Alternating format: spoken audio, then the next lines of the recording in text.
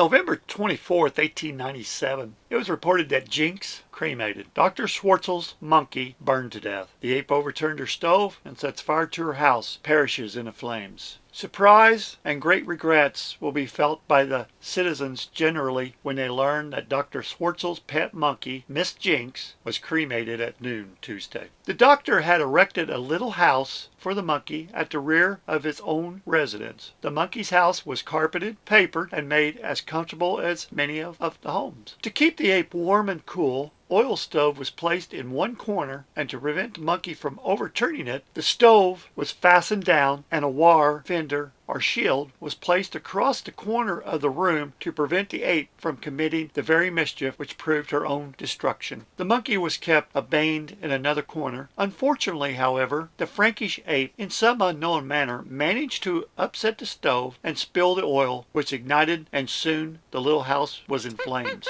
The cries of the beast attracted the attention of the family, who hastened to turn in the alarm and then made a frantic attempt to rescue the poor monkey from her burning home.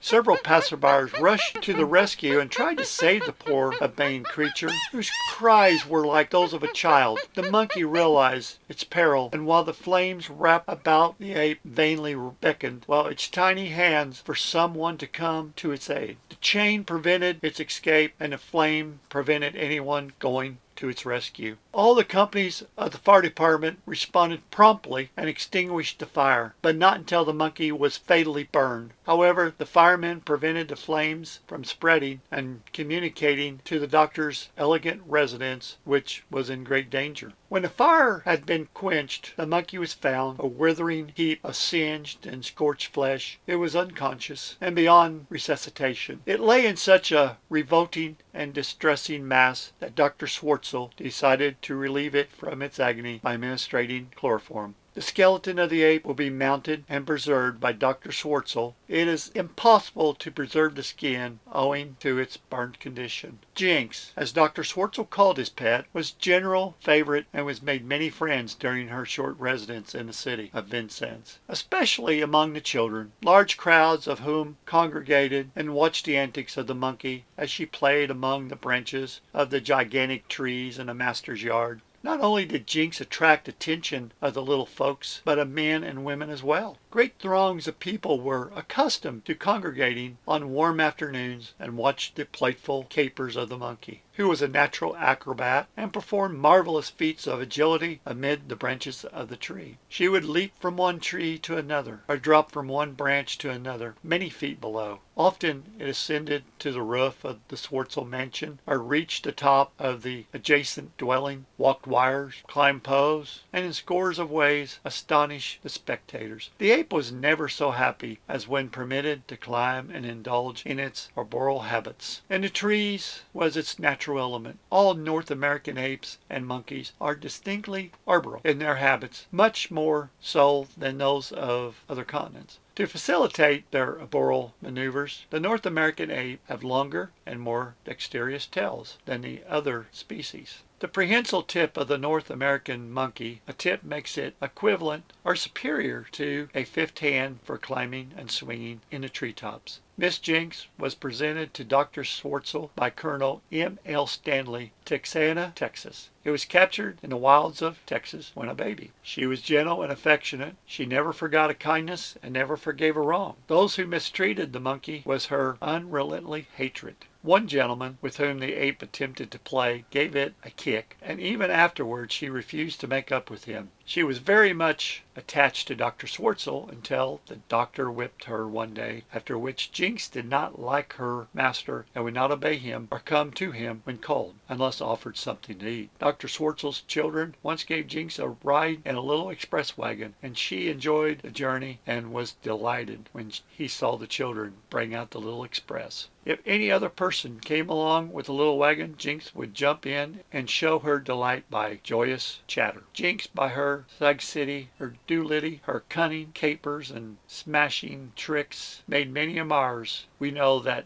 every little boy and girl of Vincennes will be grieved to hear of the monkey's death.